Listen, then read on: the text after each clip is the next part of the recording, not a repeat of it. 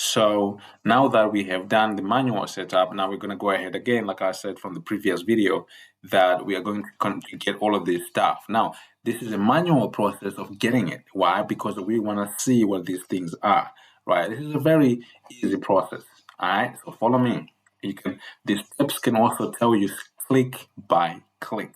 That's why the cookbook is very important. Now, Azure Storage Connection String is the first thing that we're going to get. Now, where do we get it? This is to do with the connection. This is to do with the storage account. Okay, so if we go to Azure, again, we go to the search bar and type storage account. We go to storage account. Storage account is where we have the documents stored. All right, if you remember when we deploy the storage accounts. Now, again, when you open something in Azure, it goes to the overview, but the left-hand side, where you get all the settings about that resource. So again, close the drop downs so that you don't confuse yourself. You might think it's complex when it isn't. So what are we looking for? A connection string.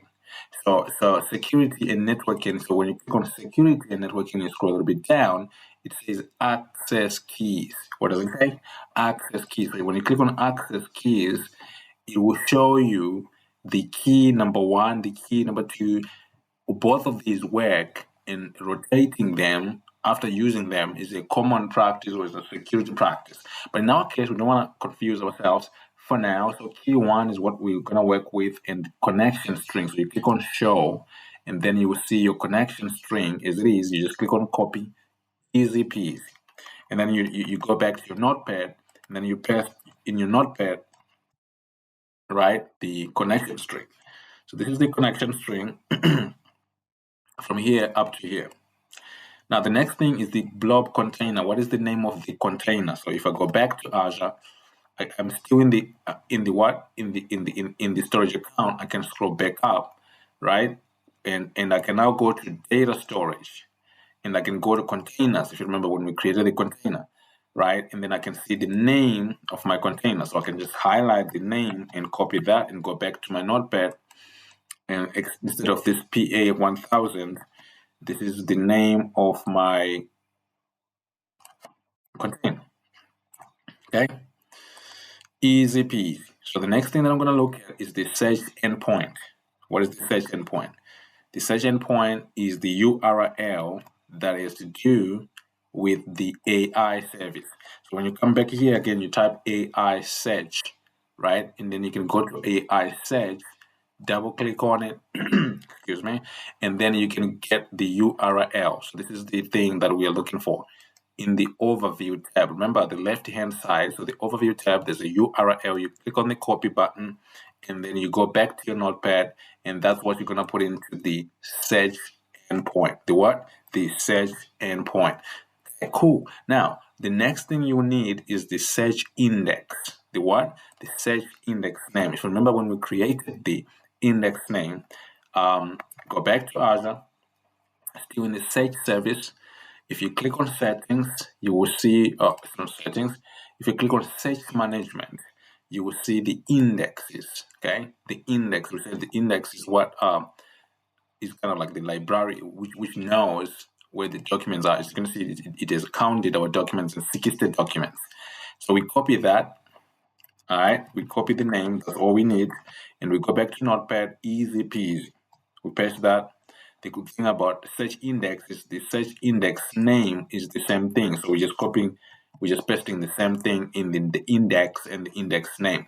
Now, we are left with the query key and the service name. So whilst we are in the search service name, we can go back to search service name and copy the Azure search service name, which is basically this thing right here, right? The name of your Azure search service engine. So you go back here and then you paste that in the name, not the key. Notice I'm pasting this in the name. Now we need the key. We now need the key. So for the key, you can just go back again, and then if you close this, you go to settings, you see where it says keys. What? Keys. So in the keys, what we're looking for here is the query key. The what? The query key. So it's under manage query keys, and you copy here, you go back to your notepad, and that's what you're going to paste in the search query key. Easy peasy. Okay, so we have that. Now we are left with few things, which is the admin key and the API key. So whilst we are still on that, the query key is going to be your API key as well, right? So if you check the cookbook, you can see that that's also there, right? Okay, I'm gonna go back here and I'm gonna copy the same thing under manage query keys. This is going to be your API key. All right, your what? Your API key. So your API key, which is basically your query key, is the same. So we're gonna go to the admin key, and as you can see, we have admin key here, the primary and the secondary, and we're gonna go ahead and use the primary key. So you copy that, and that's the last thing we're doing. You also have the session secret. The session secret is just like a password. It's your choice. So you set up a secure secret that you can use just like you did with the admin password. But boom, we now have the storage connection key up down here to everything. So we're gonna copy all this stuff, right? The way it is, copy all the ways where it is. And if you look into our cookbook, you can see that we have the commands, right? We have the commands. If you go here, these are the commands that we need. So you can customize all of this if you want, or you can use the recommended, which is let ChatGPT or Copilot generate the command for you. So I'll demonstrate to you how to do this whether you're using a free version or what version. This is a quick thing, right? Okay, so my ChatGPT. So what I'm going to do is I'm going to go back to the cookbook where the steps are. All right. And then it says this is the prompt, right? So I'm gonna copy the prompt, and once I copy the prompt, I'm gonna paste it into ChatGPT, right? And then the next thing I'm gonna copy is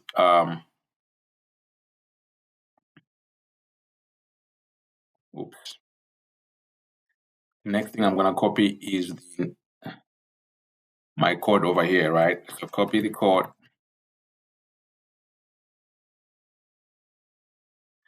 and I am going to then paste that below there, and I hit enter. Easy peasy. And then ChatGPT is just going to go ahead and create me everything I need. Just customize. Just make sure that your resource group name is your resource group name and the name of your application is correct. These are the two variables you need to change for your specific stuff. But if you were using my except names, then this would work for you. Okay, so copy what ChatGPT gives you, or if you want to do it manually, you can do it manually and you'll be able to win. So we're going to go back here, and then how do we do this? We do this in the Cloud Shell. So you click on the Cloud Shell again, which we were working with that time. But this time we want to restart the session. So you just click on restart and then click on restart here. Yeah, I think I need to authenticate again. So authenticating again is just basically the same thing as reloading. Okay, reloading your Azure portal. That you get to see that. And then you click on your Azure CLI again. You can expand by the double arrows. Once you're happy, you then paste that code into bash and hit enter. Easy peasy. Like there's nothing complex. Okay. So again, it does its thing, and once you see this, it means it is worked, right? So once it is worked, what do we do next? We minimize here, and then we go back to what? We go back to the application, right? We go back to the app service. This time around, we want to check if all the variables we just did set has been added. Okay, so once you open the front-end application, if you scroll down on the left-hand side under settings, this time you're gonna get environment variables where we did set the password and the username and the username, and you can see that now all of our environment variables are now up there. Okay. We're almost there, and then I can go back to overview, and then I can do the start thing again, so that we can test if everything is working as we want, right? But okay, so this video is going to end here. The testing of it we're going to do in the next video, but this is how you do automatically add your environmental variables to the search service. Easy peasy, nothing complex, nothing fancy.